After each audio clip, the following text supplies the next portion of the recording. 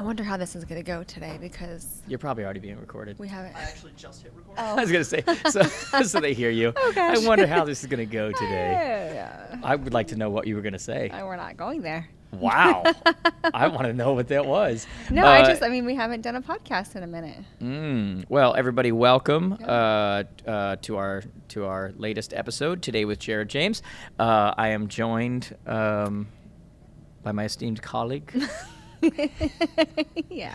Business partner, lady friend. Fiance. We won't say when. What? Just for anybody who's wondering, we talk like personal stuff first, and then we get into the business. And my God, do we have plenty of business to get to today. A lot, yeah. We got some business to get Yeah, to we today do. with everything that's been going on in the industry, Uh-huh. okay? So we won't tell people when it's going to happen, but when you and I get married, Yeah. writing our own vows, Are we? yeah, I thought... This is the thing. And Do you by not the way, want to? Are we going to do this live? Yes, but Okay. First of all, let's also say hi, Tom. Thanks for joining us, Mr. hello. Producer Tom. First off, she only did that so that she gets credit I love because Tom. I didn't say. Okay. Let's point out what Jared forgot to do. Hello, No. Tom. Hello, Tom. How's it going? Yes. Yeah. I was just talking to a girlfriend about this. I Oh, said, boy. hey, did you Boy, have every good thing starts with talking to a girlfriend. did you write Okay. your own personal vows, or did you just repeat after the person doing the wedding, officiating the wedding? And they did their own. Mm-hmm. And I'm just like, Jared just has an advantage because he's a public speaker. That It's is so such a easy. line of bull It's crap. so easy for you. Babe, I don't write and read vows for a living. I understand that, This but you're is such really this good. is such a misnomer. It's like everything you go to. I was at a freaking bachelor party and they're like, you want to say a speech? You want to say a speech? No, I don't want to say a speech. I bet you always get blamed for this too. Like just because you're so quick to respond or you're just good with words, people always are like, yeah, you're a speaker for a living. Yes. That's why. Yes. They throw it in your face. Yeah, I spoke at my mentor's my mentor for many years. I spoke at his memorial service. Uh-huh. I'm glad you're smiling during this. Oh, sorry. Terrible I'm just human being. I know. Okay. I'm so sad. Okay. Oh. Are you?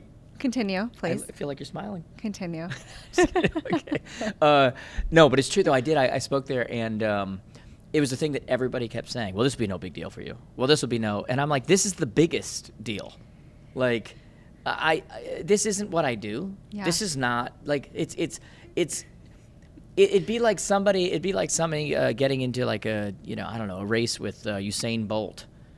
And they're like, well, you're going to crush. You walk every day. I've seen your legs moving. Oh, I've seen your legs move. I didn't see you fall. You must be an amazing, runner. And it's just like, no, it's not. They're not the same thing. Yeah. So anyway. I think you're going to be great, Tom. So Jared said, let's practice. And so I had my own little. We're telling this story? Yes. So I had my little vow, and I was actually really serious, and I'm talking about it, and Jared's like, yeah, it's not good enough. I was like, that's not good enough. It's in my vows. Like, how could you say it's not good enough? Is that what I said? I said, yes. And then I'm like, well, I was how about you? Need some work. I'm like, how about you? And then he went on. It was so beautiful. I was like, well, that was cute. I don't know if that story is completely Did accurate. you write your own vows? No. Okay. No. Did she want to do that? We didn't really talk about it. I think we had enough stuff going on that we were planning. We were just that's something that we don't want to plan. I got to be honest. I think the whole Let's second not do marriage that. thing is maybe why, because we're doing a very non-traditional. Very very non-traditional. We won't go into it on here, but we're doing a very non-traditional. Just not. The 350 person. It's a lot more intimate. And Yeah. so I think that also is Yeah. why. And by the way, we don't Yes. have to if you don't want to. that means I feel like have there's all to. this pressure. No, now I feel like there's all this pressure to do well, but No. I'm not even sure what that. To be honest, I've never seen anybody do their vows to each other, do their own. So I'm not even sure what that's supposed to look like. Well, then I mentioned to you, I'll just use my phone or I'll write it down. And then what did you say? No. You told me no. I'm like, oh my gosh. Now you want me to memorize it? I mean, bullet points are Anyways. bullet points are fine, but you're gonna Anyways. read. You're gonna read. I to will me. absolutely read. I don't know if I like that. Okay. That's how I feel when someone is looked at as the religious person in the family, and then they're told to No. they're gonna do the opening prayer before some special dinner, like a wedding that the day before. What's it called? The reception, not reception. The day before, where people go to dinner. Yes. Yeah. The rehearsal. The rehearsal dinner, and they're like, oh, so and so is gonna do the prayer, and then they get up. dear Lord, and they read it, and I go, what are we doing right now? Anyone could do Yeah. that. Anyone. I don't understand. That's how I feel about that. Well, you've never seen one, you said. So if you saw him, and it's all over TikTok, people read. What would you do if you started reading it to me and I just smacked Take it it out of your away. hand and said, speak from your heart? That's it. Yeah, they'd be like, Yeah. she's in an abusive relationship. Anyway, I am She's excited. Clearly in an abusive relationship. Yeah. I am excited for everyone to, like, after we celebrate and we post things, like, to like see everyone's reactions and responses and all that. So I'm interested to see. Okay, so I know there's something else we want to talk about, but before we do that, since we are going into this, there's a lot of things we can talk about. Yeah, but we have been talking about lately. You know, you had written a note. What a lot of you don't know is that a lot of times we take notes for things that come up throughout the week, and we're like, we should talk about that on the podcast. Yeah. And as I said, today has a lot of real estate related stuff that we're going to talk about. But one of the things you wrote on there is you said, is marriage, relationships, business, partnership, are they really 50-50? Now, I have my answer for this. I'd like to know your answer. No, it's my question. Okay. I don't know. So I'm just I'm the answering. one that wrote this down. Yeah. Okay, all right. Here's my answer to that. I have a twofold answer. I do not believe that personal relationships and business relationships are the same thing. I don't believe that a business relationship can ever truly at all times be 50-50. I don't think that you can have two heads. I think that's called a monster. Okay. Okay? Like, you Yeah. know, a two-headed monster, Yeah. right? A relationship is a different thing, and I actually don't think that saying that something is 50-50, I think that it's mathematically correct, and that's why we do those kinds of things, is we say 50-50, you know, Yeah. whatever. But I think if you actually judge people, emotions, where they are day to day, I think an actual great relationship is made up of people making up for where others are lacking and understanding when it's their turn. Okay, because I love that answer. So here's what I mean by that. Go for What I it. mean by that is there are times when I will see that you are Giving only 10%. not at 50. You know what I mean? And you Yeah. can see it. If you're in, you know, if you're in tune to your partner, you're going to see it and just make up for it. Now, if it goes on too long, you're going to say something and be like, "Hey, want to come back to us?" You know? Yeah. But like, I'm half joking, but I'm kind of like, but I mean, the truth is, you gauge your partner, and you're like, you know what? I love her, or you love him. I'm just speaking from my perspective. I love her, and she's got this on her head, or she's got this going on, and got this, you know, whatever, and I need to let her work that out. And she's got 28% right now. So I'm going to bring 72 because she needs 72 right now, right? And the payoff of that is that there's times when I'm just going to use us because there's, you know, that's the only thing we can use. I'm going to be sitting there, and I'm going to be, you know, overthinking something or got something going on, or maybe something I'm not even telling you about, but there's just like, you know, a bunch of different things going on or whatever. And, you know, I've got 23% at that time, and I need you to pick up 77. And there is a synergy. Why can't we just stick to round whole numbers? Okay. So there's a synergy that occurs, You're right. you know, where I almost feel like you're both above 50 at times, where there's just that euphoric 50 plus 50 equals 150. You know, that's that whole thing I talked about last time where I said relationships are not addition, they're multiplication. Yeah. You got to be whole times whole. But on a regular basis, we start to get into algebra. And when we start getting into calculus in the actual relationship, there's synergistic moments where you both just got it, right? And that's great. But what you can't allow is too much time for synergistic moments where you both don't got it. Like, you got to have that teeter-totter. It's like I said, you're 22, I'm 78. I'm 19, you're 81. I'm 51, you're 49. You're like, you gotta have. So to me, it's like 50-50. That's beautiful, and it'd be great if that's how it works. But that's like saying, hey, it's going to be partially sunny today. If you looked up, it's never actually 50% sunny. We just call it that. So we can call a relationship 50-50, but it never, if you were to gauge it throughout the day, actually is. Business side, I'm not going to go into depth on that. I know. A two-headed, it's a monster. Yeah. You know? No, I do like that answer, though, because that is, I think we complement each other in that, where you know me so well. Right.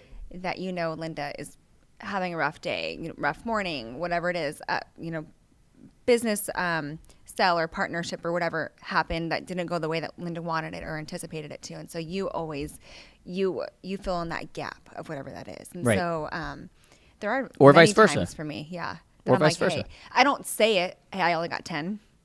like I don't obviously, but you could totally read it by my demeanor, attitude, like shortness in conversations, like all of it. So I saw you do it yesterday. I was mad at my son for something. Not mad. I was frustrated. yes, you were. I was frustrated. Not mad, just disappointed. Is Yeah, that what I'm no, hearing? yeah, that's right. That's like the worst thing you can tell a son, by the way. I'm not mad. I'm just disappointed. I That's just a different level, huh? thought you were more. Thought I did better raising you. Yeah.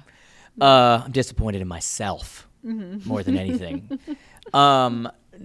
I actually do mean exactly that. Frustrated. I was frustrated, and you always talk about. I love it. You always talk about coming from a place of understanding, and I think part of EQ and all these things is self-awareness. And I always say that if you have to walk into a room and say you're the boss, you're not the boss. The boss doesn't have to say they're the boss. And so when it comes to children, when it comes to parenting, like you're naturally the boss, right? But there's that, with great power comes, responsibility. And especially as your kids start to get older, Jim was on here. And Jim used such an analogy that I thought was so brilliant. And I don't know if everybody really paid attention to it, but it was so good. And he said how when kids are little, it is a dictatorship. This is what I said. Do it. And then he said, I don't know when it happens, but your kids start to get older and it becomes a democracy. And especially for men, it is difficult. Because like we are like, I said it, like you heard my voice, like that's that, whatever. And all of a sudden your kids start to hit a point where it's like, yeah, they're still kids, but they're not. Yeah. And if you did it right and you raised them right, like it's like, okay, now you need to start to make your own decisions. Like you need to decide what, you know what I mean? And so a lot of my frustrations come from that whole, it's not a dictatorship anymore, and just trying to figure out, the lessons that come with, I don't have to agree with everything you do, because I think there's a lesson in everything you do, if that makes sense. And if I step in too much, you lose the lesson.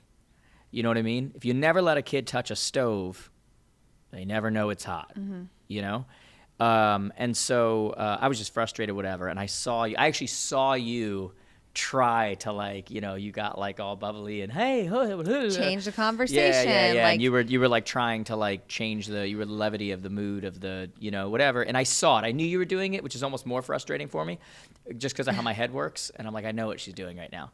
But then I allowed myself to go to that place of, well, I appreciate she's doing that right now, because she's doing that out of a place of love and saying, hey, let's not go to dinner with.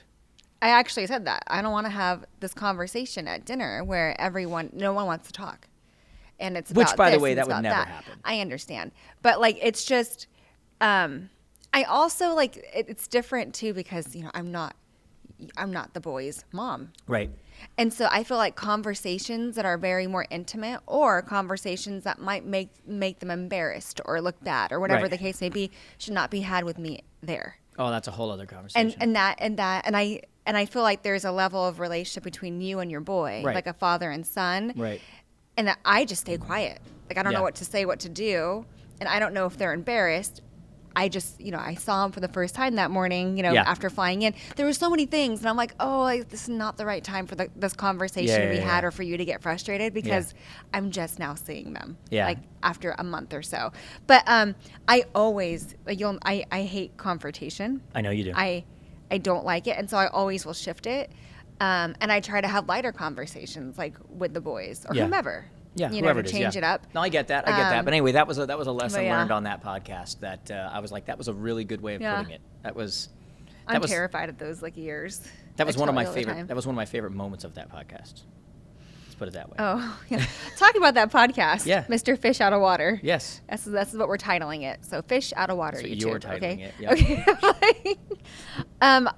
That podcast was really good. Yeah. I thought. Jim, I know Jim though. Jim's Personally, awesome. so he's so much fun. Yeah. In person, which we actually get to hang out with tonight, which is nice. Yeah. Jim and Sarah. Yeah. But I've also noticed, and I want your input on this too. Well, I said. You did say this. Yeah. And we talked about it earlier today too. What your take on the podcast was? Like, what did you think about it? Why don't I say what I thought of me on the podcast? So you invited your friend Jim to come on the Correct. podcast, and Correct. you were going to interview. Correct. So what I learned on that podcast was again, Jim was all, Well, sorry, Rose, I'm sorry for No, go doing ahead. this, but I asked you specifically, like, how do you thought it was? And Yeah. your response back was super interesting Probably because I've surprising.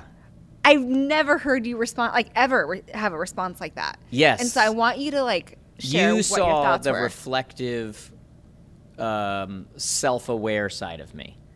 So there is a difference between being self-critical and self-aware. You understand what I'm saying? Mm-hmm. And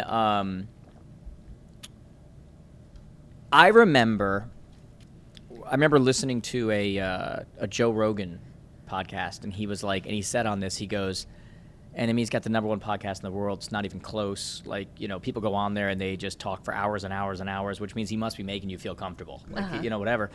And he was like, my God, if you heard my first 100 podcasts, I was terrible. Like, I didn't know what I was doing. I didn't know. And I was just listening to that level of, like, reflection. Mm-hmm. And I'm going, what do you mean? You don't just go in and wing it? You're not like, you know, what do you mean? And so I started listening to my podcast with different ears. And I'm going to have Jim back on, by the way. I don't know when yet, but we're definitely going to do it. But what I noticed in that type of a setting is that, and this isn't surprising because I know other people have done this, I cut him off so much and whatever, just because of the way my head works and because him and I are friends and we, you know, whatever. And in a personal setting, that goes over fine because we're friends, just jockeying back and forth and we're doing whatever. In a podcast setting, if I was listening to it on the outside, and it's so funny because you see comments from people like, that was such an awesome podcast, that was da-da-da, you know, whatever. I'm listening and I'm going, dude, let the guy finish. Like, you know, like I'm getting frustrated with myself, like going, you know, but it's because I'm so comfortable and it's the way my head works and it's the way that, you know, whatever. So I heard that and then I went and I remember I saw like a thing when Gary Vaynerchuk started doing podcasts and he was interviewing people. All the comments were just, would you stop cutting off? Would you stop doing whatever? And I realized, I'm looking at it and I'm going, we are so used to being on the other side, being the interviewee, where it's our job to talk and answer and do whatever and allow our head to do what it does. And like our head works so fast that it's like you just let that race car go, right? But when you're bringing people on yours, you want to set a table where they're comfortable and they get to finish a thought and they get to think about it and say another thing. And like stuff comes out of them that you're giving a chance for it to come out.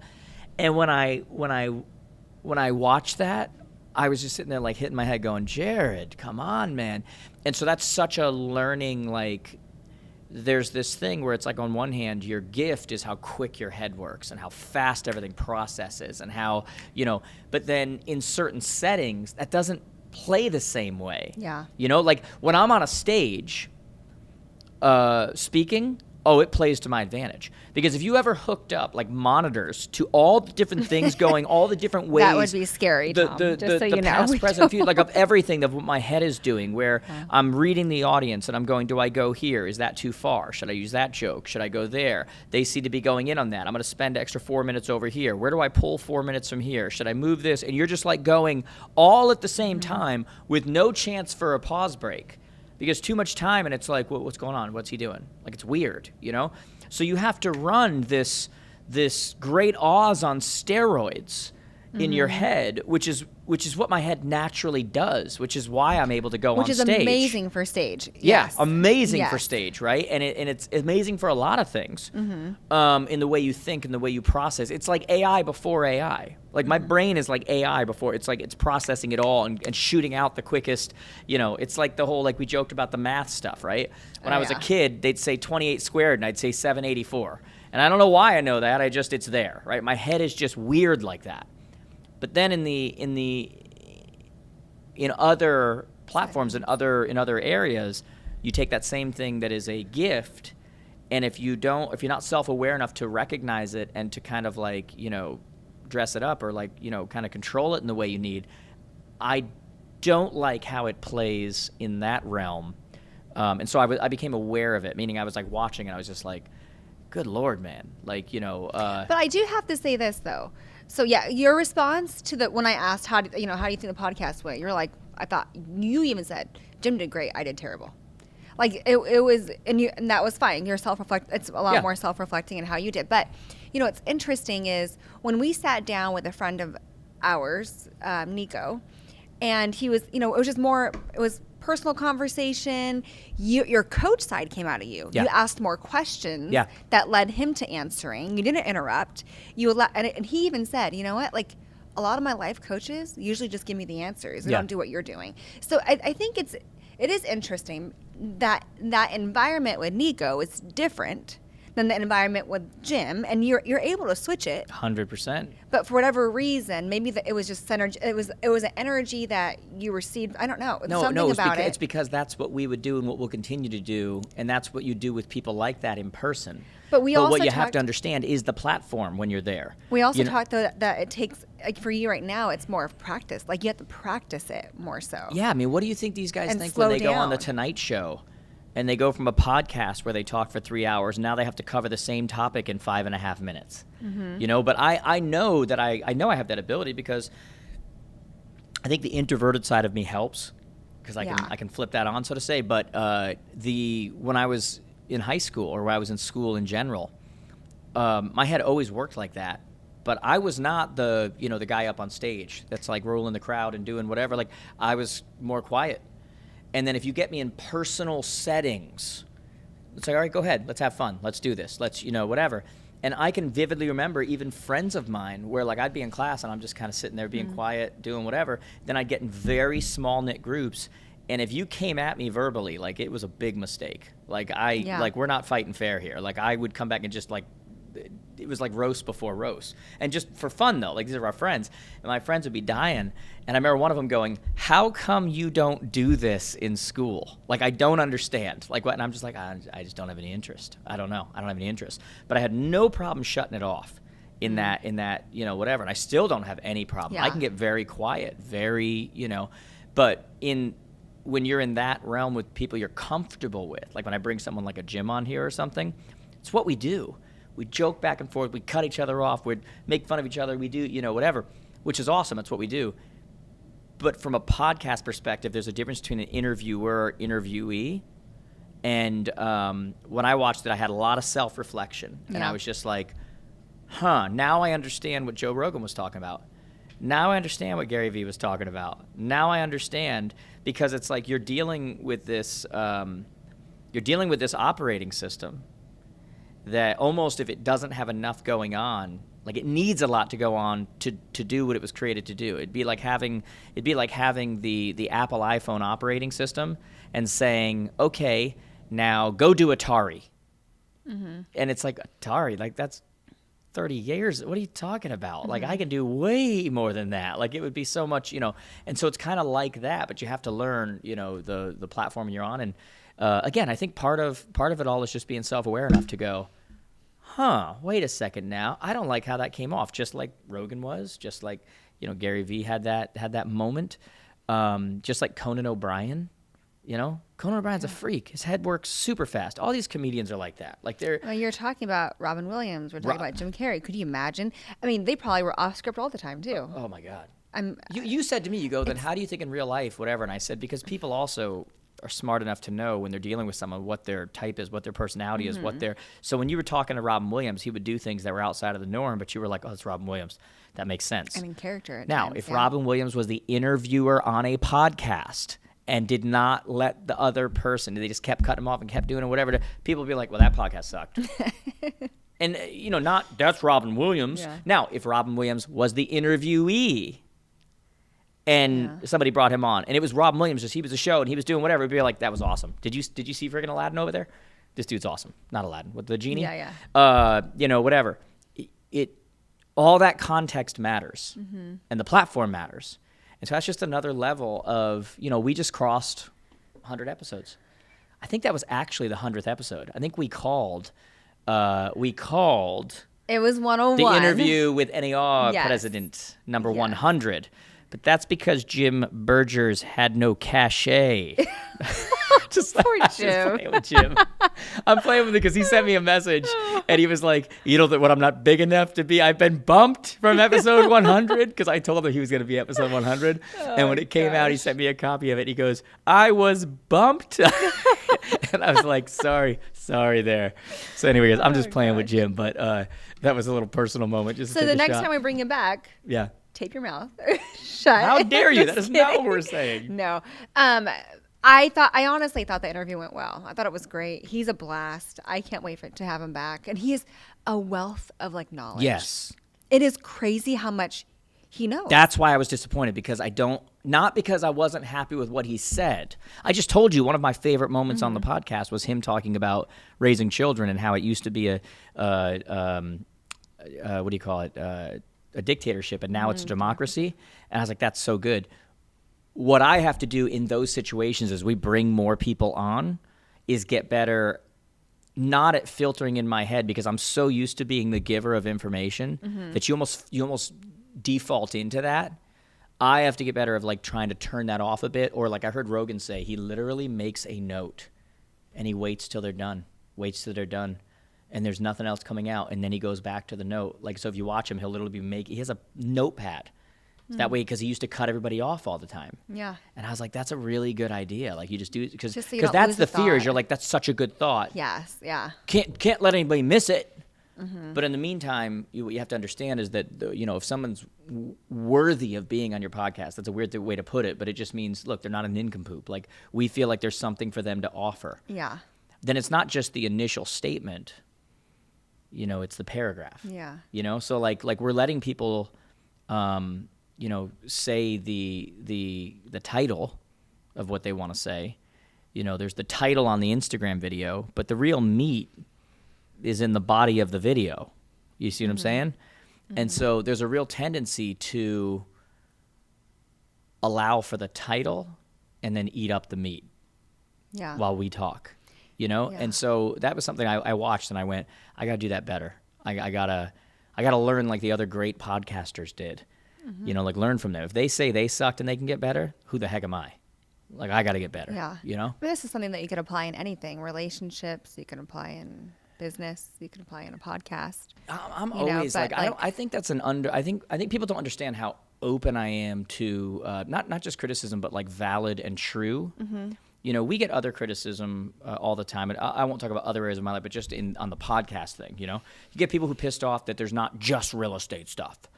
You get people pissed off that I won't go into it, but there's just all sorts of things that people get all whatever. Yeah. And I can usually kind of filter and be like, that actually makes some sense. Let me see what I can do. Or maybe that's you went a little hard with that, but about 20% of that is true. Let me go whatever. Or that's just utter bullcrap. That's, whatever. But that's one of those where, funny enough, I haven't heard it from a lot of other people, to be honest, which is a little surprising to me. But I felt it strong. I watched it. I watched some other ones, and I was like, And it's again, it's the give and take. If you're a dominant personality, if your head does work a certain way, it's very easy, to default to that, because your whole life that's what people make you do. Yeah. Like I said, you go to a bachelor party and they're telling you, would you please do a speech? And you're going, I don't want to do a speech. And so it's like after a while, you start to, without even realizing it, you start to take on those traits. Sometimes, do you think it's hard for you to be a student then, to sit down and actually like Jim, words of wisdom that he said about his kids and how is it hard for you to sit back and be a student? You know what's funny? Because you're coachable. Yeah, you know what's funny? Teachable. No, Okay. I don't. I actually feel like I'm one of the best students. Like, I love learning. I think my issue would be is that once I get going, like I'll sit in a church service, for example, and halfway through the service, what they said and I learned, my head is now going into another angle on it and another this, and now I'm taking new notes and I'm getting new things and I'm doing, whatever. But as far as hard time being a student, I would say no. I actually enjoy with the right people. I'm probably a lot more, what's the word? I've got a little bit more of a filter probably than most. I won't be a student to anybody. Yeah. You know what I mean? I'm not going to take financial advice from a guy driving a Pinto. See what I'm saying? I like get that. I need some kind of credibility. But then again, maybe the Pinto he doesn't care about a value of a car. Then he's not good at business. I mean, you never know. Yeah. You So, never know. I'm just yeah, saying. Maybe his investments are elsewhere, not in a vehicle that depreciates. Yeah. Well, then he doesn't just understand saying. marketing. Yeah. But still, I understand though. I understand what you're going. And my head would go, yeah, then you don't understand marketing because you just turned off 90% of your market. So I actually love being a student, and I love learning. As you know, I listen to podcasts like crazy. I take notes all the time. I'm doing, like, I love being a student. It's part of what makes me good at what I do. Yeah. Is that I'm always learning, always taking things, always changing them up, always like, what's different about that? What's no problem being a student. It's just that in those moments of lights, camera, action, Jim Carrey becomes the mask. Yeah. You know what I'm saying? Like, it's like lights, camera, action. Now we're on. This isn't my time to sit back and go, oh, tell me more. Oh, you're boring the audience, but please. Yeah. Please. No, that's like, it's lights, camera, action. But when it's lights, camera, action, you got to understand what part of the movie you are. And so for me, when I'm the interviewer. And when to use your superpowers. Yes. Right? You always say that. Superpowers. That's exactly right. Use them at the wrong time. No good. So you got to know when you're the interviewer, when you're the interviewee. And anyway, that was just a little thing where it was interesting. I brought that up to you, and then we were talking about there it. There was more. There was a conversation in the car. There was a phone call, and I was like, hey, babe, like, and I know I'm working on this too. Like, I tend to interrupt quite a bit. I'm like, oh, never mind. Finish your thought, and I'll let you know. And so I will, in order for me to not forget, instead of writing it down, I do my little cross my fingers. And then I just tend to remember. I don't know. That works for me. So that's your notepad. Is that That's if my you feel notepad. like you cut off, you instead cross your fingers, which reminds you I have something to say. Yeah, I got something to say. So You don't interrupt as much as you think. I'm just trying not to. I was gonna say, like, you're not. I've noticed, like, even when you do it, but that's just when you have two people and they're thinking at the same time, they'll just say things or whatever. But you're not bad. Like, I know you said that, and I was kind of like, you're not really. I try not. You're to, not really terrible. Okay, I want to talk real estate though, because there's a lot of real estate. I was about to say, why don't we get into some real estate? Because there's a lot of things going on right now. There's so many moving pieces right now, and I know people are just counting down days, right, until. So let's go ahead and just jump into, like, what, DOJ? I'm gonna go down the list. Number go. one, God, you can just go down my Instagram profile and you'll see one thing after another. I know. I feel like it's just constantly. Constant. I actually did a reel for you the other day, remember? Which we'll use later on. But I'm like, it's just news after news after news. Breaking news. Yes. Big news, guys. This, doom. It was like, goodness, like, give me a break. But let's talk about it, though. A couple things. Home Services, Berkshire Hathaway Home Services announced that, I'm going to call it their elite retreat. That's not what they call it, but it's basically their event for their top people. Yeah. Was canceled. And there's more coming, guys. By the way, there's more events. Which is so unfortunate because the Remax brokerage event was canceled. I think that was just announced. The broker. I didn't know that. There's more events coming, guys, that were canceled, and there's coaches and stuff that are going to be canceling stuff that I won't say anything. But first off, there's so many changes going on. There's so much fear in the waters right now. I need you all to just have an understanding of how expensive events are. So when I saw, like, Berkshire Hathaway canceled and everything else, I'm like, on one hand, I'm like, oh, I'm sad and I feel bad for the top, whatever. Then I'm like, I get it. Like, it's such a financial commitment, okay? And, we're seeing, like, two sides right now, like, where people are getting, they said low attendance and these other things, and there's been other places that have had low attendance. I had a friend who was just speaking at a very well-known speaker coaches event, and it was their lowest attendance in a long time. And he was like, and my buddy was like, geez, it was like almost an empty room. Like, it was weird. Like, I was there last, a few years ago, and it was whatever. And so I get it. That kind of stuff's happening. I'm going to tell you from our perspective, we're not 100% seeing that, meaning, like, the advance is doing great. Like, we're doing great on on track. ticket sales, We're good. yeah. It's our 10-year celebration, guys, September 19th and 20th. Ticket prices are about to go up, so make sure you have your tickets, jaredjamestoday.com/advance. Make sure you get on that. But I understand, because every time you put it together, it's a risk. Like, It is a risk. Oops. And it is, it's very expensive. But at the same time, it's probably a smart business decision to do. Like, It is for that. me. I'm mentioning, like, even canceling. Like, complete for a lot of these companies. If you're not getting the numbers, like, a lot of agents within those brokerages, like, I think it was the summer or the elite, whatever they call it, which is a fantastic event that Home Services puts on, that we had the privilege of going to, are ticked. Yeah. I do so much in production. I do this, I do that, but I mean, it really is a business decision at the end of the day. Yeah, it's and it makes sense, and it's sad to Absolutely. say that, but that's what I meant by it's such a risk because it's so expensive. Uh-huh. Like it's guys, I don't think you understand. Like people show up at these things and they get mad when like you're selling something or they offered coaching or they offered an upgrade or whatever, and it's just I want to go grab those people and strangle them. And like, do you know who took the risk here? It wasn't you. I know. These places are spending hundreds of thousands and sometimes millions of dollars to try to further your education, your career, your personal development, experience. your All of it. experience, your like, and it's all a risk. We had someone so on our I saw a message the other day. So this year, because it's our 10-year celebration, we're doing Thursday and Friday in Orlando, but now we're telling everybody stick around Friday night. Because Friday night, we're going to do a 10-year celebration bash. You know, we're going to have a party. We're going to get a going all band. out. We're going to celebrate 10 years. We're going to have a good time. Probably nobody will remember the night. Like, it's just going to be a good time, right? And we're selling those tickets. When our regular ticket prices are already so low, we're selling those tickets for $49 with open bar and food and a band and, like, all this kind of stuff. And somebody wrote in, oh, my God. You know, once again, you know, just picking us for everything we have, you know, whatever. really? And I'm going, do you think we're making, like, you out of your freaking mind? Like, do you know how cheap that is compared to Yeah. how much it costs? You know, if you get a sandwich through a hotel for everybody, it's $87 plus. You know, it's like, it's insanity. So those people I have no time for. I'm just like, all right, I'd prefer you're not there. Yeah. Because you're going to complain about everything. You know what I mean? You're one of those that are just going to complain about the smell of the air. Like it's, you know, so stop wasting it in here. Go somewhere else. Like that's how I look at those people, okay?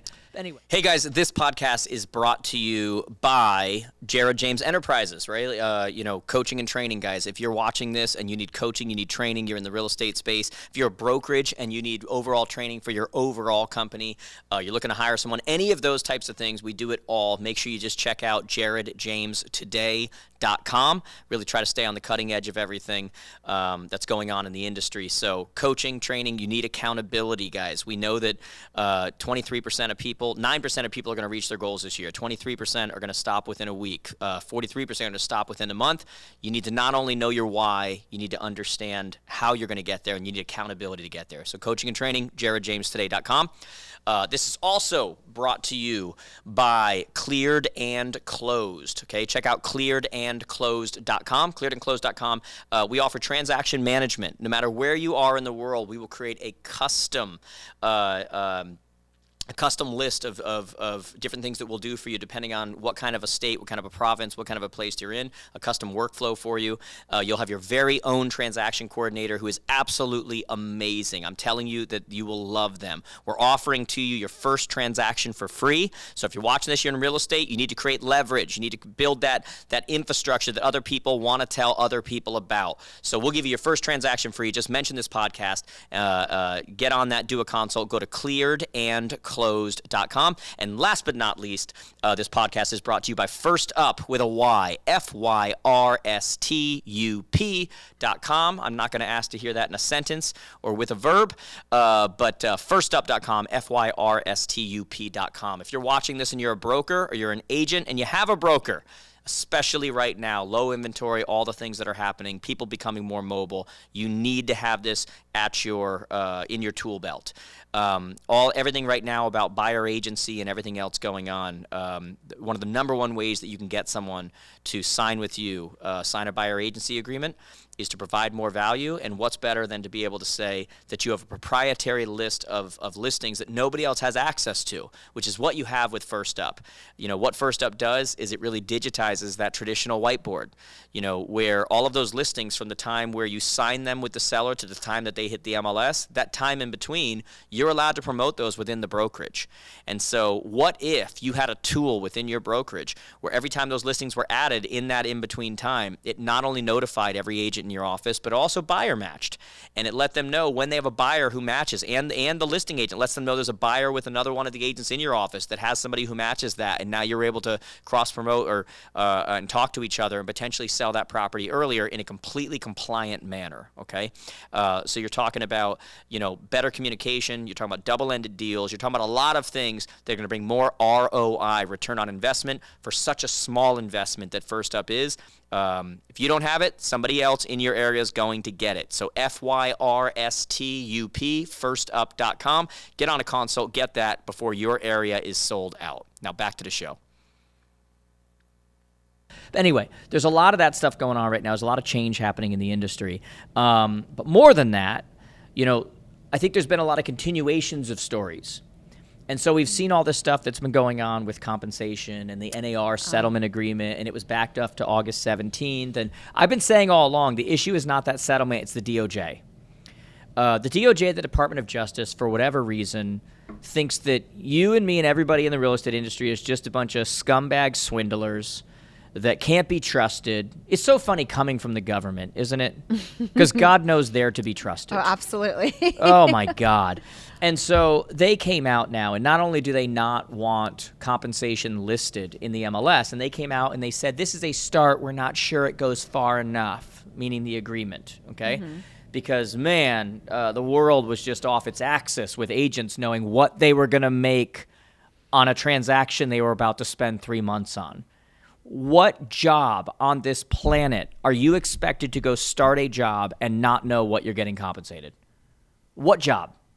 Because God knows, the government knows. In fact, no, I'm sorry, they don't know. They know what their base is. They just don't know how much they're going to pull in from donors and special interests and everything else. Okay, so I guess they don't know their revenue, because they'll hide something. Because God, to get into the government means all of a sudden you're going to become a better trader than Warren Buffett and get paid $200,000 a year, but become worth $300 million because of your inside trading. Okay, so the government's the only place where they want to talk about transparency, which really means only we should know what's going on. It's such a joke. Like, that's what transparency means to them. Whenever you hear the government talk about democracy, that means we control you.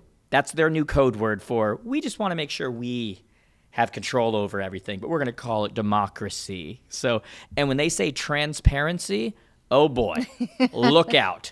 That means pay no attention to this hand over here, because that's what's coming next. Pay no attention to this hand over here. So the DOJ came out and they said, well, it's a start, but we don't think that compensation should be displayed anywhere. Which I think was a curveball. What are we saying? Yeah.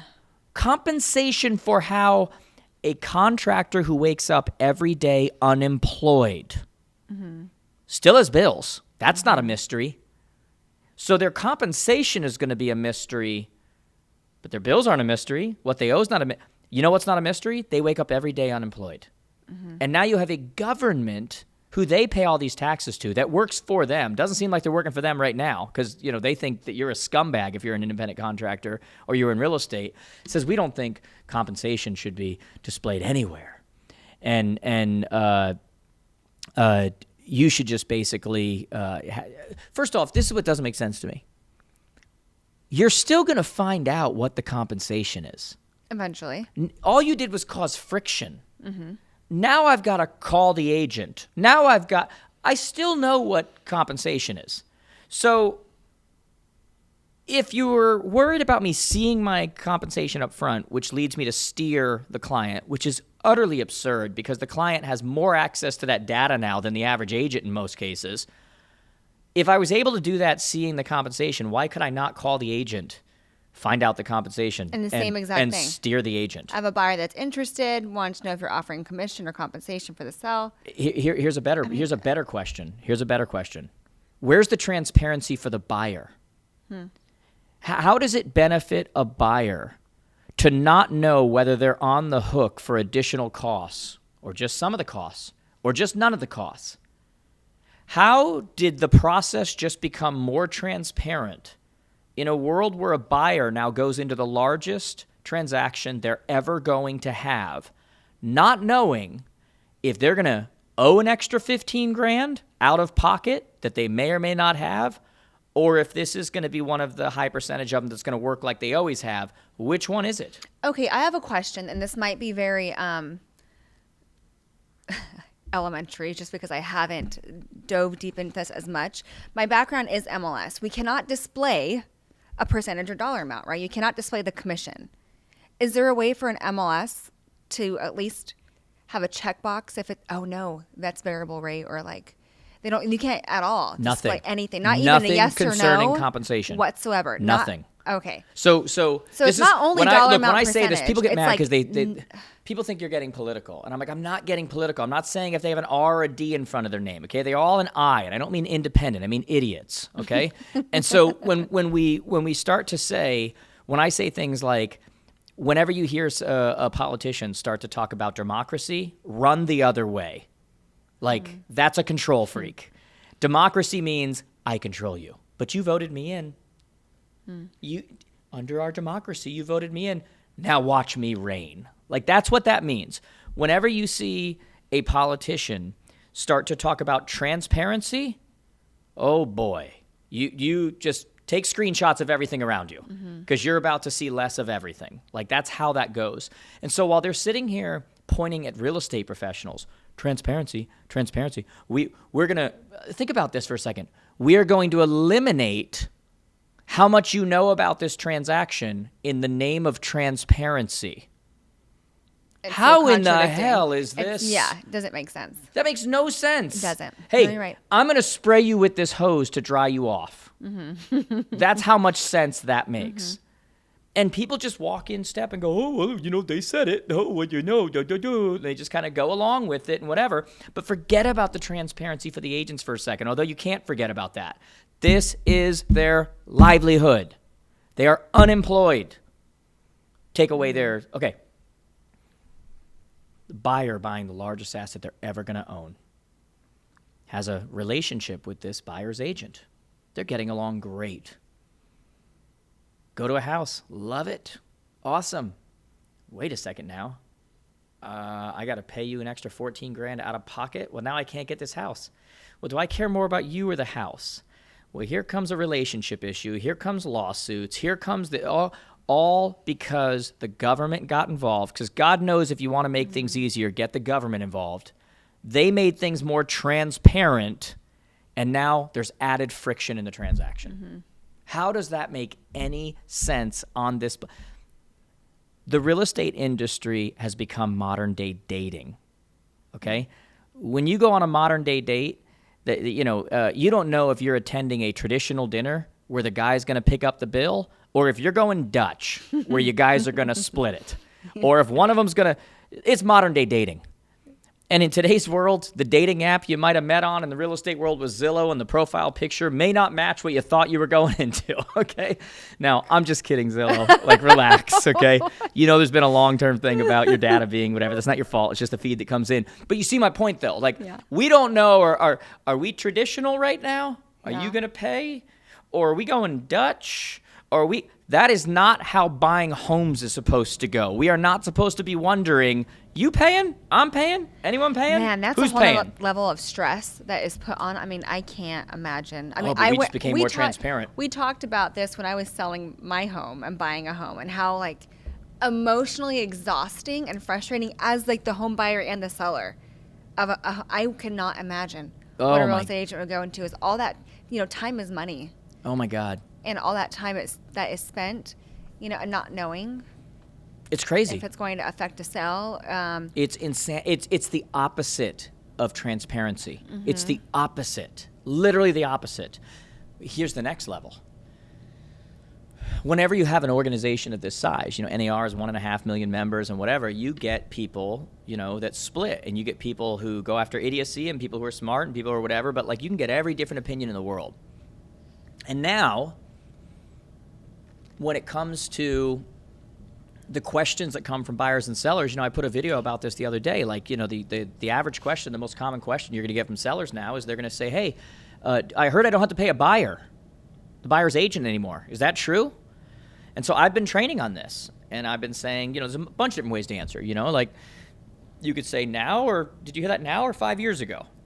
It's always been the case. It's been true in all Absolutely. cases. Yeah, just because you never had to. There's a lot of things you don't have to do, but are in your benefit to do. I took a shower before we came here. There was no rule. Nobody made me do it. I just said, hey, this is probably in the benefit of me and everyone around me, right? So no, you don't have to. But if you don't, your job is to let that seller know, hey, if you don't pay, that means there's going to be buyers that then have to cover the commission for their agent. Common sense. Some of them aren't going to have that extra cash, okay? Yeah. Tom, you were a buyer. You had to pay for moving costs. You had to pay for closing costs. Now, I want your God's honest answer, and we did not talk about this, and you don't have to give me your personal, because that's not, I don't want to get too personal with you on here, but would you, as a buyer, think that is potentially a roadblock for you, that all of a sudden you find out that now your agent's commission is going to come out of your pocket in cash? Yeah, 150%. 150%. Which, by the way, the argument is also true that buyers were already paying for the commission. They're financing it in the sale of their home. Let's not go down that road, but there's a lot of different ways we could argue this, okay? So now I start telling people, hey, you got to tell the seller that there is, and this is all true, there are buyers who already paying closing costs, moving costs. They cannot afford to also pay an agent, which means that they're not going to be able to buy your home. That's fine, but I'm just telling you that's market force. That's how it works. So that what that means is you potentially eliminate demand, because you're not going to have as many people, right? Which means you eliminate exposure. You decrease exposure, right? Which is number of eyeballs, because they can't afford it. They got to go to a place where they're doing it the way it's always been done. When you decrease demand, you decrease exposure, guess what else you decrease? Price. So that record price that made you want to list your home, you can't be hoping for that, because all things are not equal now because of your now. I said in the script that we teach our people, hey, you may not like that system, but that's the system you benefited from when you bought this home. It's the system you'll benefit from when you buy your next home. It's the system that got you the record price that made you want to sell this home, okay? Then you start getting these people in the industry crying out, going, well, that's steering. Okay, let's just for a second. First off, if explaining basic economic 101 to your clients is steering, it's called supply and demand, then the definition needs to get changed, because you can't. Second off, you have a fiduciary responsibility to the seller. Do you know what that means? It means to the seller alone and not the buyer. It means at the disadvantage of the buyer and to the advantage of the seller. And I would challenge all of you that are reaching out and crying out that this is why this is steering, this is whatever. I would like you to go read what your fiduciary responsibilities say they are to the seller. There are many of them I could quote right now. Yeah. But one of them says that it is your fiduciary responsibility to discuss with the seller anything that could prohibit them from getting the maximum price and the best terms possible. How is not discussing the fact that you could eliminate part of your buyer pool not your fiduciary responsibility people if you to don't the know seller? Where that's at. Not to mention, you want to talk about lawsuits. If I'm the seller and you don't say that to me, and then I put my house on the market and it doesn't sell for the price I want, and then we wait a while, and then finally someone comes in and tells me, and then finally we get an offer, but it's less than it was because it's been on the market for 60 days, and now they think we're desperate, I'm suing you for not following your fiduciary responsibility to let me know anything that could potentially not get me the highest price with the best terms, which is what I hired you to do for me. Specifically me, not the other side. That's your duty. So I don't know how. It's just, all I can say is welcome to 2024. So as you all can tell, I am ready for the advance. Because I'm freaking ready for the advance. I got so many pages of notes and different, I'm so ready for the advance. It's let's go. You know, as much stuff as I'm putting out online and social and, everything else, you have no idea what I'm not saying. This is all just crazy. A lot of brokers at first and agents I know brokers more so were like, great, we can't put it on the MLS, that's fine. I'm going to put it on my website. I'm going to do this. Yeah. And that at first, which is allowed. Initially, it was like, oh, cool, that's actually a great idea. Yes, we added a field in First Up. We immediately added a buyer compensation field into FYRSTUP. First Up, So brokers and agents within their brokerage could see the compensation that's being offered. Pre-market inventory, open houses, what's Perfectly being fine. offered. Yeah. What's interesting, though, is when we were working out today in the sauna, I was just going over, the NAR mandates. Mandates meaning that they're going to change rules in the MLS. This is so MLSs have to do this. It's a mandate. You can't change the mandate. Yeah. And it says, I'm going to read it verbatim. You sent this to me in the sauna. Mess it up. You were like, read number 5. There was 9 or 10 different things. I'm like, number 5. And it says, require the MLS to not create, facilitate, or support any non-MLS mechanisms, which includes providing listing information to any internet aggregator website for such purposes for participants, participant subscribers, which is just brokers and agents, or sellers to make the offer of compensation to buyers. So now it's like, wait a minute. I used to sit in an MLS chair for almost 10 years. Yeah. And a lot of brokers that operate or have a website pull data from where? They pull data from the main source, which is an MLS. And it's either an IDX or a RETS feed. That's how Zillow gets data. That's how Homes.com gets So data. you They get it enter from your there. information into the MLS, and then they have agreements and And they partnerships where it push then that gets data pushed out over. too. Yes, to local brokerages, brick and mortars.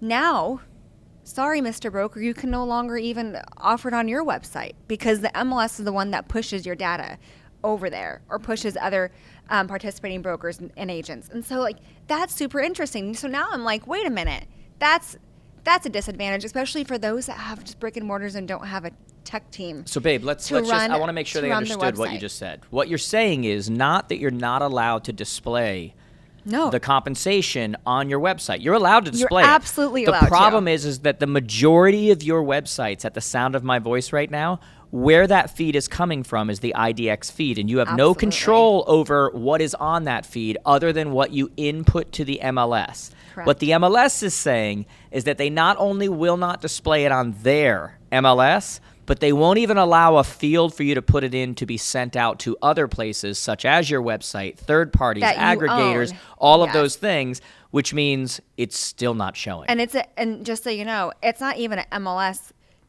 rule. It's literally an NAR mandate to like the MLS rules. Yeah. And so that is so frustrating. And in my head, I'm like, man, remember back in the day when they were working on Upstream? Upstream and And that whole entire concept was for who to have the control. yeah, the brokers. Yeah.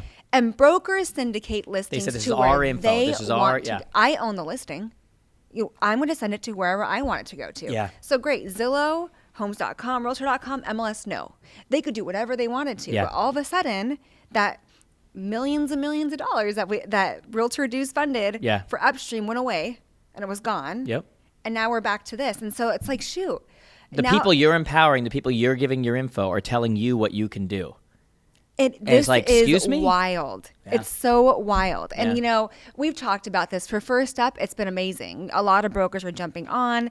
They love the fact that we're very fluid in transparency and allowing broker commissions to be available. We are not an MLS. There are We're no not. rules We don't that even. have We don't to- even operate with an MLS. We We have don't no. We're not push trying to data, take we over don't- the MLS. We're not pushing, nothing. taking back. We're not. No. But it is crazy how like I always we use the term every now and then I use the term like gold handcuffs. It's crazy how it is locking up so many people and how it's just really going to hurt the industry more. Yeah. And just there's more blood in the water. When And you know what's gonna honestly they're the happen? value, like they're the ones giving the valuable information, and that they're not making the rules. Yeah, and you know what's going to happen? I bet you're going to have a ton of more dual agencies happening. Of course, A you lot are. of more double-ended deals. Of course you are. And now we're going to have a whole other issue. Yeah, it's not even a because- maybe. It's a whole other issue now because nothing's being displayed. That was the whole point of the early '90s when they came up with buyer agency, was that they said we have this largest transaction anybody's ever doing. You can't just have one side represented, which is what was happening. So they created buyer agency and said, hey, you as half of this transaction should have your own interested party that is fighting for you, that has a fiduciary responsibility to you, just like that listing agent has a fiduciary responsibility to the seller. You both need representation. Yeah. You wouldn't go into divorce court. You wouldn't go into whatever and just say, oh, whatever, let them fight and I'll just come here and answer their questions. Like, you have to have representation. And how quickly everybody just forgets that and goes, hey, all that we did because it was no good like that before, how about if we go back to that? Because maybe that'll screw the industry, and it's just going to create a whole other set of problems. And again, the only way I can describe it is welcome to 2024. It's like we've lost all common sense. Yeah.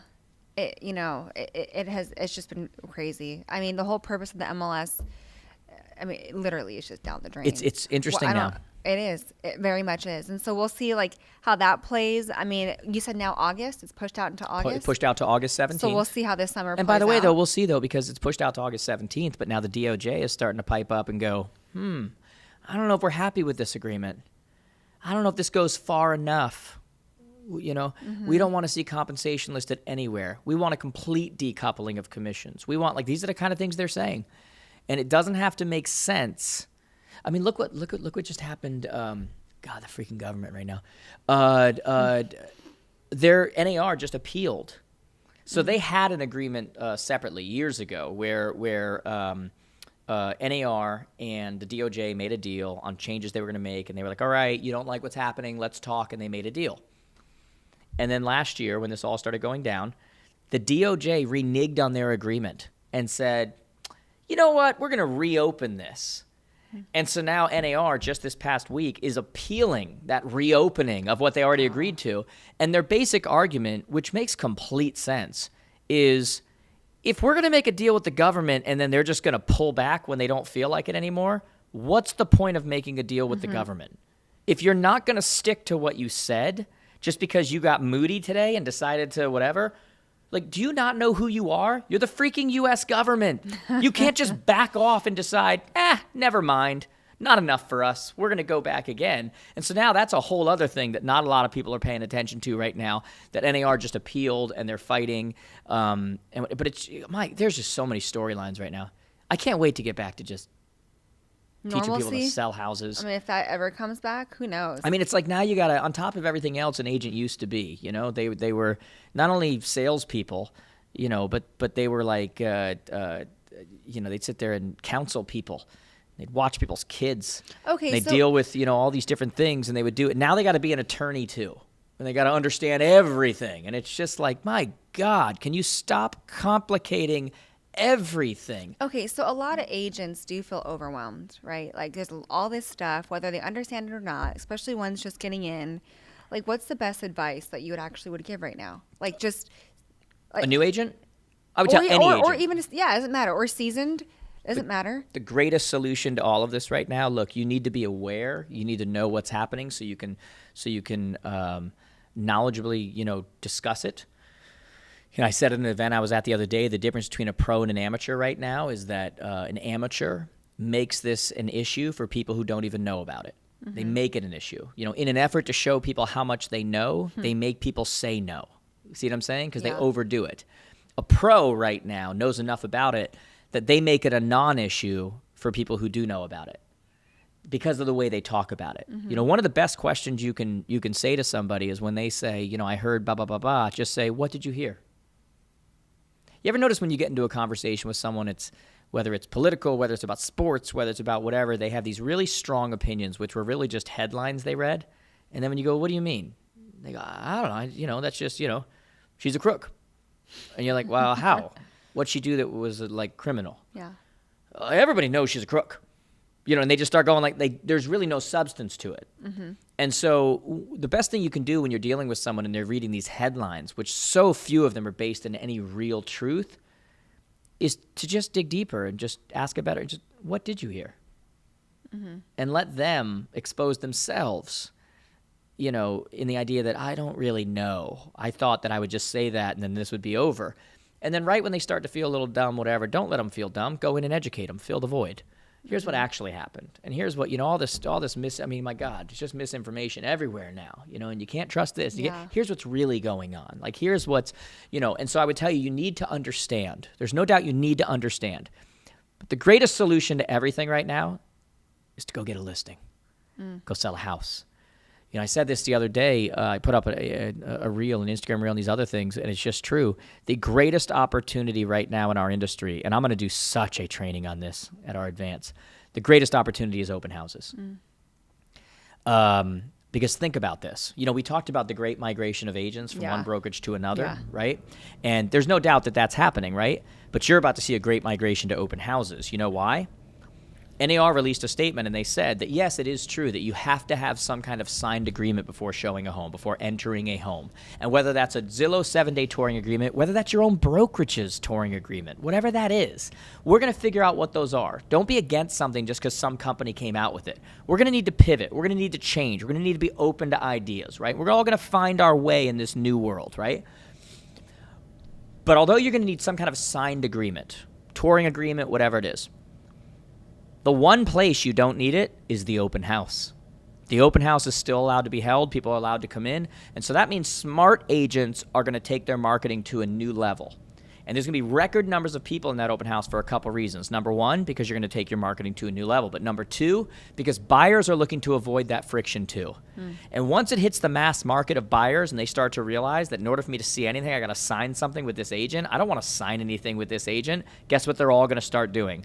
Going to open houses. Yeah. And so you're going to see like cattle, people head to those open houses because they're opportunities where there's no more friction. And the smart agents are going to set up those open houses like they do a real estate team, where they're going to have people who are touring, people who are educating, people who are building rapport, people who are handing out brownies, people who are, whatever. And they're going to have a whole team there. It's like caravans all over. Back in the day, that's what they yes, would do. they are going to make it an education center. They are going to make it an entertainment center. They are going to make it a rapport building center. They are going to make it a client attraction center. They're going to make it that. That's the center of the universe for them, okay? And so I'm telling you that's what's coming right now, because the friction is going to, like when you watch one of those old Westerns, and you got all the cows out there, and here comes the dog, and here comes the horse, and here comes the dog, and they just herding them. They all go together, and they go in the fence, and they enter where they're supposed to go.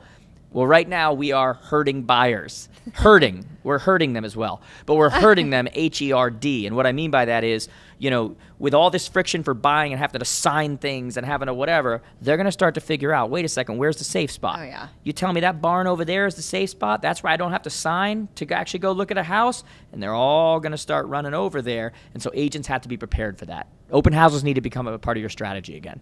Yeah. Which we've also made a really big part of First Up as well. Open houses was the biggest. Huge. We weren't even going Which to do was open houses on phenomenal. First It was a Up. great idea. Yeah. Yeah. Well, first off, Not first our we idea. added open houses. Yeah. First we added open houses, and we're like, I don't know. Then it becomes like the most used feature. I know. Then we offer open houses with the ability to put them out, notifications, the whole thing, with someone to request to host Someone them. else to host. Yeah, like, what's the whatever. If I'm listing heavy, I'm listing Yeah, agent, I got 8 listing of 'em. heavy, want to showcase them, here we go. Now you serve your top agents because they're having people request them, and you're also serving the agents, brokers if you're listening, that actually make you money. Yeah. The newer ones, the ones at 40%, 50%, whatever. Now they're doing open houses, gaining clients, and they're doing transactions at a rate that you're actually going to make money. Then we started hearing from our people, our brokerage, we need more than one. Like, I want to be able to schedule out for the next month. I want to be able to schedule out for the next 2 months. So we changed that, and obviously it's an option they can do or not do depending on how they're running their brokerage. But my God, that couldn't have been rolled out at a better time. I know. Good Lord. Let's talk about how you mentioned, and you also said this on your Instagram. Who is monitoring all of this? Haven't been fired up enough already. Oh, gosh. Who's gonna monitor? I've been loving those questions in the forums lately. So who's gonna monitor this stuff? Who's gonna make sure a buyer agent is signing with whatever? And when, by the way, those buyer agency agreements are not required to be kept on file with the MLS. Just wait. MLSs will make a rule. So that's what we need, more rules. Right, why not? So they're at They're mid-year. NAR, Mid-year, legislative, whatever. We used to call it mid-year. I don't know what it's called. Let's just call it Legislative mid-year. and whatever, okay? You all know what it is. It's mid-year. And so they're at this thing, and they're in the MLS forum with all these. Which, by the way, I love those forums. Like, there's a lot that happen. Yeah. A lot. Yeah. And I used to be, an MLS. You ran an MLS, yeah. I enjoyed it. And honestly, the MLS is the bread and butter of any association. Yeah. But yeah, continue. Yeah. Ugh. So they have this meeting with these MLS committee members and these people that run the MLSs, and they announce who's going to enforce this? You are. And everyone there is like, this is the best part. They announced to these MLS committee members that the MLSs are the ones who are going to enforce these new rules. It is met with laughter. The room laughs. They're like, are you serious? Like, what? The person finishes, delivering what they're saying, telling them how they're going to be running, how they're going to be, imposing this stuff on their agents and everything, and literally ends the speech and says, Godspeed, and walks off.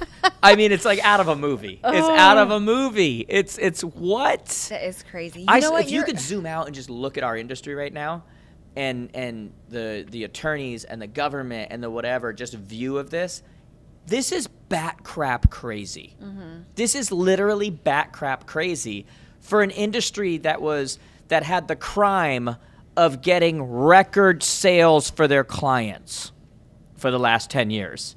That's their crime. Like, show me the victim.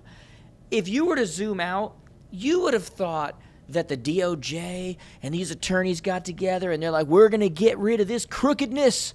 We're going to get rid of these criminals. When all they've done is made people in our country wealthy, made them homeowners, made them more stable, given them security, worked their butts off for them, woke up unemployed every day and said, let me go earn my job. But if you were to like zoom out and look at it, you would think that they were working on the railroad or something, you know, with criminals from 250 years ago. It's insanity. It's insanity. Yeah, it is. And it's our government. Yeah, all of it is just crazy. Like, and you know, when I heard that or read the article, but what you just stated, MLS is really like managing and like overseeing. Yeah. All of that. I thought two things. One, when I ran a multiple listing service, I never made my violations or citation policy a mainstream of a revenue or income for the MLS. I did my best never to cite. I always educated. You said that the other day when you saw that. You went, more revenue for the MLS. Oh, 100%. They're just going to keep hitting people with fines. And right away, it's like, oh, I wonder what tier that's going to be. Is Yeah. it tier 1, 2, or 3? Yeah. How many? That's what I think all the time. I never cite. I could take back. I would cite, but it would be after 1, 2, maybe 3 opportunities of me educating you. You weren't a cop talking to setting you. up on a corner going, No. let me make my quota I this could month. tell you this Yeah. though. A lot of MLSs, and I know quite a few, Yeah. make it a point.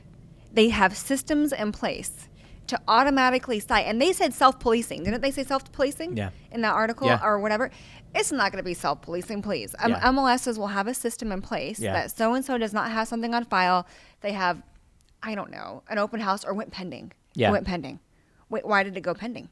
Did you have a show? Did you not return this? It's a whole thing Yeah. that's going to happen. And it's going to be a whole income revenue stream for them. Yeah. And it's unfortunate, very unfortunate. that It's they're very doing this. unfortunate. It's look, there are things that I believe in. You know, I said on another thing, I'm like government, listen, like build roads, protect our country, and get the hell out of the Stay way. out of it. You know, but there are things that I do think that there is regulation needed because they're dangerous. You know, I did a video the other day on AI and how OpenAI, ChatGPT, just got rid of their team that last year was put in as a security measure, literally to make sure that they didn't go too far with it, that they didn't, Put it in the hands of people. They don't create the things that become a Tom Cruise movie and eliminate us, right? Yeah. They did that a year ago, and it was supposed to be like their biggest thing. That's what we do, whatever. They got rid of it 1 year later. And the guy who was running that team, who's a co-founder of OpenAI, ChatGPT, said, we are creating robots that are smarter than humans. And he goes, you know, good luck to us because they have hit a point, they've passed whatever, where they're just not, they don't care anymore. And so he's gone. Remember, Elon Musk left. He's one of the co-creators of OpenAI, ChatGPT, and he goes, guys. He said that in his open letter he talked about that. He said that their goals have changed. Like they're trying to create this thing that is not good for humanity. That is not good. Now, I think that although I don't trust government, you know, it's like, well, who's going to regulate it? That's a whole other question. But those kind of things should be regulated. You know, sending rockets to the moon should be regulated.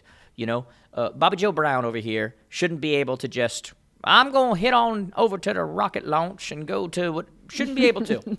Like at some point, government's got to be like, hey, you know what? Let's work on going to the dentist first. Yeah. And then we'll figure out a rocket ship. Like there should be some kind of, whatever. Like I'm not anti, And so I do think that when you look at AI and those kind of things, there is some, whatever. But we have just hit a point when it comes to everything, when it comes to our industry, when it comes to just about everything in our country. We are just over-regulating. Our hands are in everything. You can't do anything. You can't. And it's just like you get to a point, someone like me, where you just, like I said, you start to zoom out and you want to pull your hair out. You're like, what is going on? Yeah. Like, this is why this country was started. Yes, when you don't control everything, there's risk. Just like when you don't control a kid, there's risk they're going to screw up. But that's how you let them become adults, you know? So if we're going to become this nanny society, this babysitting society where nobody can do anything and we regulate everything and we do whatever, it doesn't scare me. It just annoys me. You know, entrepreneurs are always going to win. They're always going to find a way. They're always going to, you know, whatever. But this whole stuff in our industry right now is just a microcosm. It's just a microcosm, you know? And I said this, look, everybody listening, you can agree, disagree, whatever.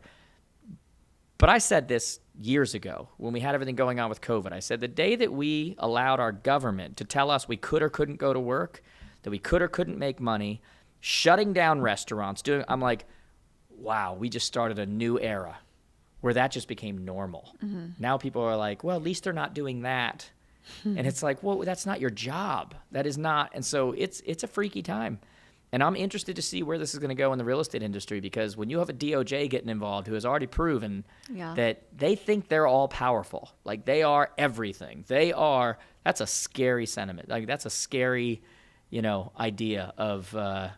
Could we, sorry for interrupting. No. But could we touch on VA for a minute? Yeah. Because I do know that going through a few of your comments, like people are like, could you please tap into VA? Could you please reference that? Could Yes. you get some more detail on VA? All right, so here's, and this okay. was on Tuesday, I think it was reported. So actually, that's a perfect time to say this. So when we're talking about attorneys, when we're talking about a government, we're talking about a DOJ who is making drastic changes or trying to make drastic changes in an industry they don't understand, that's a perfect example.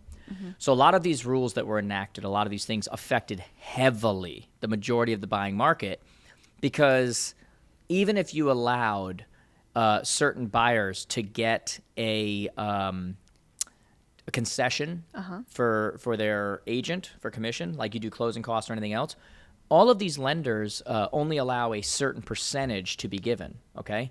So if you give, for example, let's just say it's an FHA, or let's just say it's a Fannie Mae, or let's just, oh, wow, David Mel out as Homes president. Okay. I don't know if that's public knowledge or not, but apparently the Homes.com guy is out as president. You just got that? Yeah. Well, there you go. It's public. I don't think it is. All I right. mean, Well, by we'll the see when this comes by the out. time this comes out, it's we will public. check before this goes out and see if that is public or not. But Homes.com president out, which is interesting. I'm gonna leave that alone. Oh, my head is in a few different places right now. We'll leave that alone. Okay. My God, might have a podcast coming up soon here. Anyway, my point being is that the problem is that, okay, well, now you allow that concession, but if that concession goes towards the commission towards the agent, but that particular type of bank or financing or loan only allows a certain percentage to be conceded, well, now they don't have money for closing costs. They don't have money for, so you really didn't solve anything, right? And so Fannie Mae, Freddie Mac, FHA, all these places came out and said that we are not counting concessions towards the commission towards the allowable percentage of concession. So it can be an additional. And by the way, that's like over 80% of loans. So that's huge. Still not the way it should be, but it's something. FHA, a lot of people don't know this. VA, okay, veterans loans. People don't realize this, but under the VA loans, veterans loans, where a veteran who serves our country is able to get a loan at 0%. It's part of what they get for serving our freaking country, putting their life on the line. They are not allowed to pay their agent. They're not even allowed to. It's within the guidelines. So when you went and just changed all, and went, you will no longer do decoupling of commissions. You took a knife and you stabbed it in the back of our veterans and told them, hey, you went and served our country. You want the American dream of home ownership? Screw you. Okay? That's what just happened. And I put an article up on my Instagram reels where like this guy went and served 15 years. And he says how he comes back, he's going to buy a home, and then he learns about these rules. And he's like, I don't have money to pay an agent. That's why I'm doing a 0% loan. Believe it or not, I didn't get rich serving in the Army when I was over in Afghanistan 3 times, And he's like, so I came back thinking I was going to get to buy a house, whatever. And he goes, I guess I've got to adjust my expectations and just plan on renting now. And I'm reading this going, are you freaking kidding me? Are you kidding me? And like it made me irate, like because I come from a family of like people who are in the Marines and people who are in the, whatever. It pisses me off, and So VA came out, a representative for VA was at a conference this week and said that they plan to temporarily, what's the word, like allow a veteran to pay their agent. We don't know what's going to happen full time. So that's great, but it's not, because they shouldn't be paying out of pocket for their agent. So it's like now what we're doing is we're making rules to make up for your screw ups, and then you're expecting us to clap and go, thank you. Yeah. Thank you for, and it's just like, are you serious right now? Like, you're putting me in the hole, and then you want me to clap for you when you give me a hand pulling me out? Like, no, you put me in the freaking hole. And so right now, VA has come out and said that they're going to temporarily put an end to a veteran not being able to pay their agent. But at the end of the day, what should happen is that it should be like it was, like they worked for and thought they were coming back to after they served the country. So that's what's going on with VA. Well, thanks for addressing that. And by the way, it is public. Oh, thank God. Dave, president of Homes.com, since 2014, has left CoStar Group to pursue an opportunity outside of the real estate industry. He confirmed to the Real Estate News on Friday. Oh, my God. I am going to there you go. text someone right now. Hold on. I know exactly who you're texting, which we will talk about off record. Crazy. There's always something, Tom. Always. A little dead air here, guys. While you're doing that, because I mean, we're talking CoStar, we're talking Homes.com, which I feel like also kind of goes into commercial a little bit. I mean, I just saw a TikTok, thanks TikTok, that there is a ton of commercial spaces that are just now closing up. I know your head's not even focused on that right now, but we're going that way, okay? So get it together, Superman. I'm in real time right now. I feel like what's his name on ESPN when he's like doing all the trades for the football players. Ladies and gentlemen, this is what I'm talking about. Jared's head in a million places, and it's not here at the moment. Okay. No, but I'm saying talking CoStar, Homes.com, and a lot of commercial. Put the phone down. I will in a second. But yeah, so I saw this. Tom, I'll talk to you. Okay, I'm still here, babe. I'm still here. TikTok, and there was like the top 10 or 20 places going out of business, and this is wild. Okay, I'm going to talk about restaurants and stores that are closing, corporate stores. The Family, Dollar Store, Dollar Tree, all of them. By the way, as soon as you say Chili's, I'm going to get sad because I brought my kids and I have gone there for years, and I heard they're going out. Over 600 stores are closing. CVS, 315 locations. 7-Eleven, Rite Aid, 165 locations, which we were just talking about. Doesn't that make sense, though? Rite Aid. Oh, yeah, they closed that one in Walgreens. Milford, yeah. There's a couple of them. Walgreens, 77 locations. It makes sense. All of these places are Look, just I understand closing. going there Macy's, for like 51. pharmacy stuff. But what's going to happen with all of these commercial spaces? Okay, so that's another story. You have a whole I do have a theory on this, have a but there's theory. some government would have to get involved. But here's what I'm saying is, first off, that makes sense. Like I said this to you like months ago. It makes sense because I don't go in and buy lotion and go in and get toothpaste. I go on Amazon. Mm-hmm. So your traffic is, the percentage of your traffic is gone right off the bat. Now, I said this during COVID, and I think it's still true now, which is not only do you have these businesses going out of business, you have more people now. Okay, so a lot of the people who stopped working in the office, most of them have started going back now. But what is long-term is that a lot of them realize that they were oversized. And so you have a lot of companies that are now back in the office, but they realized, oh, we don't need 3,000 square feet per person. So they've started consolidating. So that opens up a lot of space. At the same time that we have a housing short, an inventory issue. So what's the logical answer? Is that those local townships need to get together, take that commercially zoned area, zone it as residential or something like that, take all these spaces that aren't needed anymore because they're getting taken up by things on the internet. It's just innovation, guys. It's just the world's changing. That's how it goes. We have an obvious lack of inventory. Ding, ding, ding. What do you think we should do? Housing.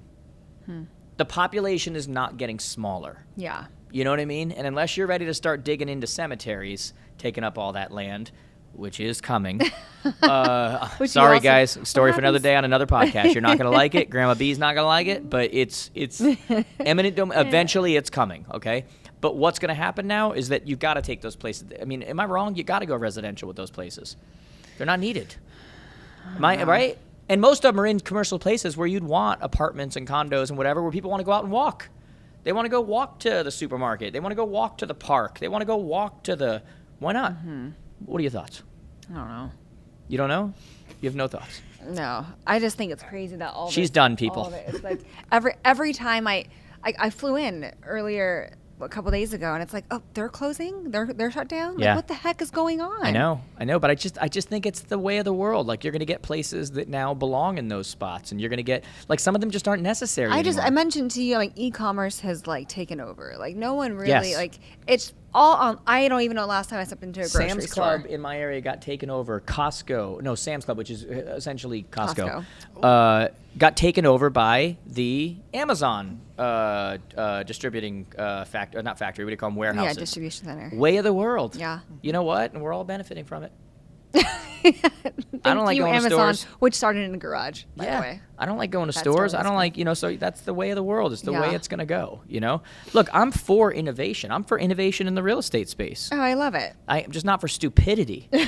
Like, that makes sense, what we just talked about. That makes things easier. We are in the economy of convenience, like I've said for years. So what do you think is going to happen with all these like commercial real estate agents, investors? Is that good? Obviously, it's going to hurt. Is it going to hurt the commercial space? Time to switch it up. But what do you mean, though? They're going to sell more of these places. That building's up for sale and that building's up for lease. Sounds like they'll be busier than ever. What's better for a commercial There's agent just than a lot bunch of places vacancies. going out of business? There's a ton of vacancies that are not turning over. At what price? That means they're too high. Yeah. That's a price issue. It's like when you go to sell a house and the house isn't selling and the seller meets with the listing agent and goes, I think it's because it's not in the New York Times. No. It's price. Price is always the issue.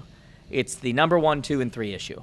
And so when all that stuff opens up, there's a buyer for, there's a butt for every seat. At what price? So they may still be asking top dollar like they got from the last place that didn't make it before the world changed. So they'll start to, that's why markets increase and markets decrease. And when it decreases to the point that the market now responds and you match a buyer with it's like, oh, well, there's the market. That's why appraisals are nonsense.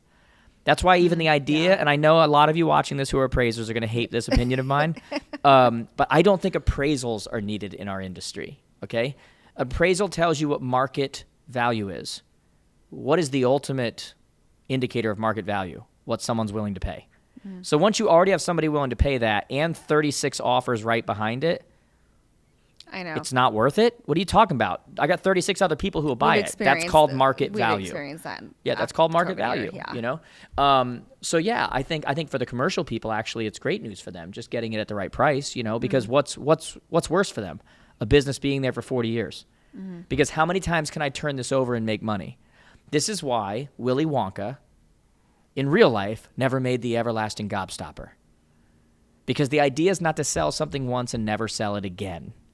Okay? There's a thing in the commercial world, in the business world, called planned obsolescence. Planned obsolescence means that I create something with the idea that it will last this long before you have to buy it again. That's how you create a company. It's like technology too. That's it, right? And so when you start to look at, well, that's not good for them. What's not good for them is CVS being there for 45 years.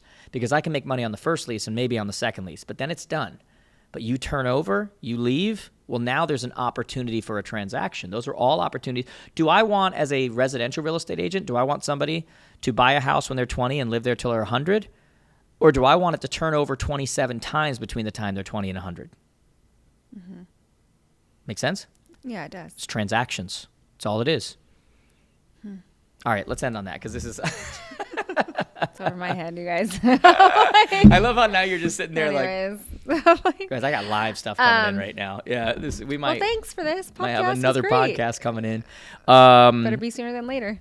Oh my God. No, I am actually. always So fun. we've made the decision to actually bring some real sponsors onto the podcast, and I debated about it. I've debated about this for years. When you have a certain following, a certain whatever, you have a lot of people who want to sponsor and want to do whatever. And I just got to the point where I'm like, why wouldn't we? Like, I started looking at these other places. My job in this industry is not only to produce solutions for people and say, hey, this is how you can do this, but why would it not also be my job to be like, okay, no, this is what you need to do, but this is actually the thing that does it. You know what I mean? I do it with my own companies. Why wouldn't I do it, right? If it makes sense, I trust those places, and I'm like, no, that's a solution.